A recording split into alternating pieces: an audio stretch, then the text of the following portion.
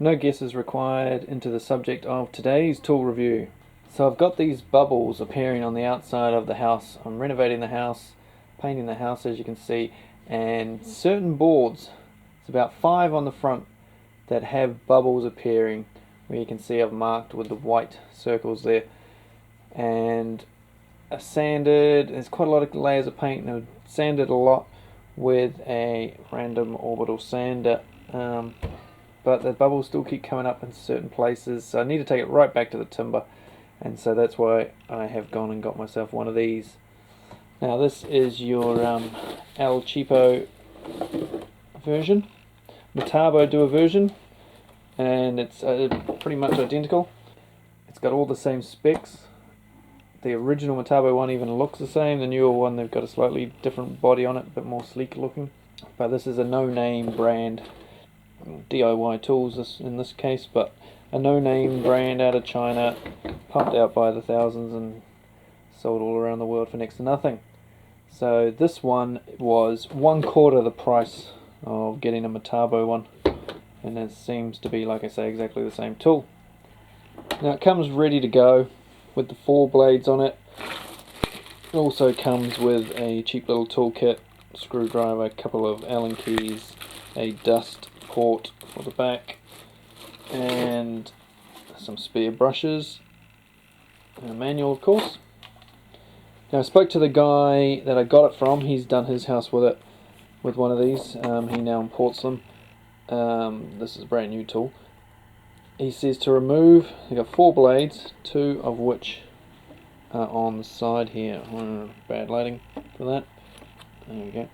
2 on the sides, which will do the under edge of your weatherboards. And these ones of course do the flat, so you can do it from either side there or on the end underneath. He said, bit of a waste of time.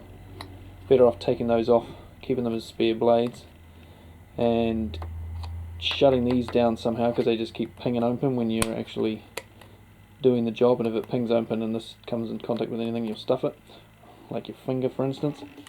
Yeah, so he said he made a cover just out of soaker strips like that.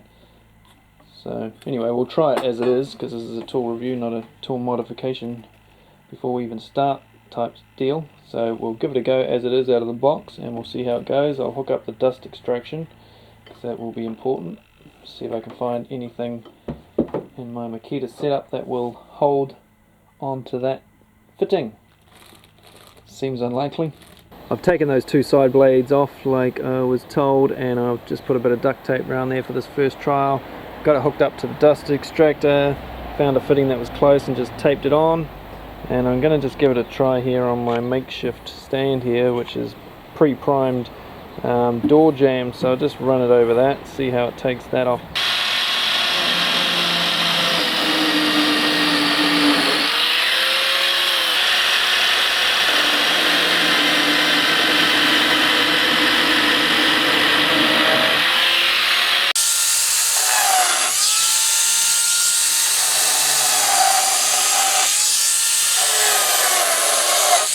I think this is going to take some practice.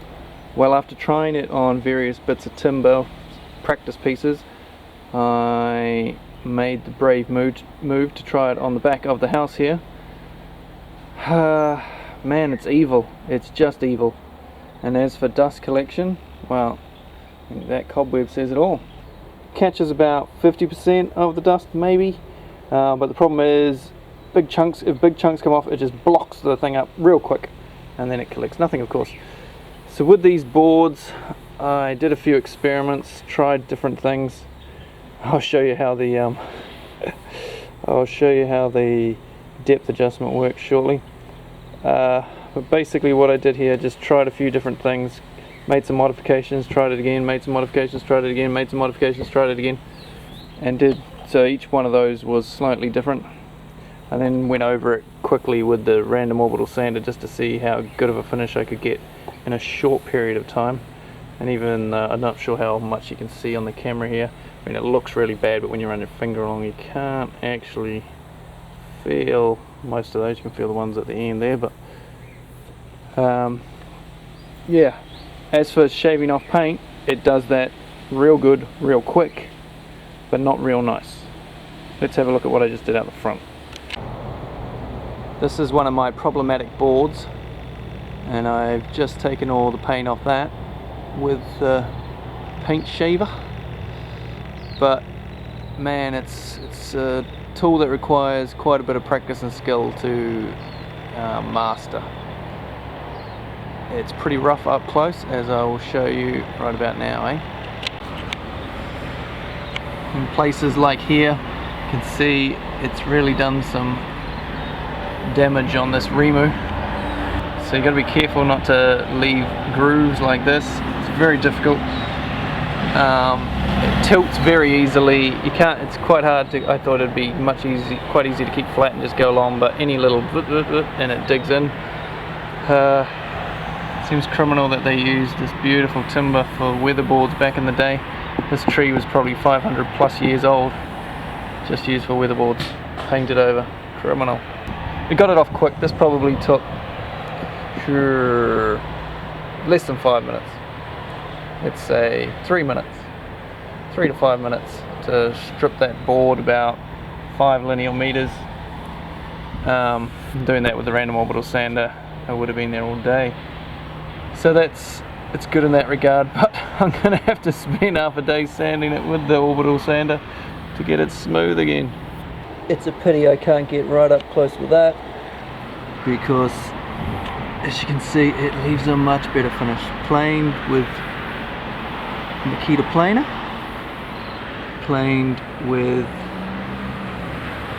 paint shaver. Look how much better that is. Unbelievable. A lot of sanding this afternoon. Well, I've gone over this board with 60 grit on the random orbital sander and actually cleaned up pretty damn quick. The Remu sanded quite nicely. I would go over this again now with a 120 before I paint it, but it's now at a nice looking level, and it really only took another couple of minutes. Maybe up to 5. So say maybe 10 minutes to get this board, get about 5 linear meters back to bare smooth timber. So actually that's pretty good. I can't complain too much about that. It's a damn sight quicker than if I just used the random orbital sander, and of course I would have gone through a few pads as well doing it. Let's have a look at the cutting mechanism here. The adjustment goes anywhere between 0 and 0.3 of a millimeter in theory. When I got it and I did that first test on that pine, it was taking off about 3 millimeters, not 0.3, 3, and that was on 0. I tried it all over the place. I couldn't get any. It was just taking off way too much. It was taking off so much timber. So I thought, how does this mechanism even work? Just adjusting this and turning this, nothing's moving. What the hell? So I opened it up. This is it. This is the adjustment mechanism. This bloody sprung cup washer thing. Barely even got any depth in it. So all you did, release this, and the centrifugal force would pop this out a bit to get you to the desired level. And that was it. I couldn't believe it. So I took that out, threw that away, to try and get a bit more, to get it not cutting as deep. So I then put it back together. It was still cutting too deep. I then took it apart again, and I then hammered the thing on to the shaft. It had a bit of a chamfer on the top. I thought, I can bash that down. It's aluminium. So I belted the hell out of it and eventually got it down to somewhere I was close to satisfactory. Then I put a couple of bits of tape on here, some foil tape on these points, and that got me to a point where I wasn't taking off too much timber and I could get it fairly smooth and nice, but as factory settings, just completely useless. So in the end, let's sum this up. It did the job. The dust collection is rubbish. Every now and again you could get it to work, but it just clogs up so easily. It's got a big thing there so you can scrape it out with a nail and stuff, but it's just a pig. Kept falling apart all the time. I kept taping it up. It was piggish. It doesn't give a smooth finish. No way in hell. Don't think that it's going to be, oh, my light just died, that it's going to be nice and easy. You're just going to run this over it and then paint it. You'll still need to sand it, but it does remove paint very fast. So if that's what you want, that's what it's good for.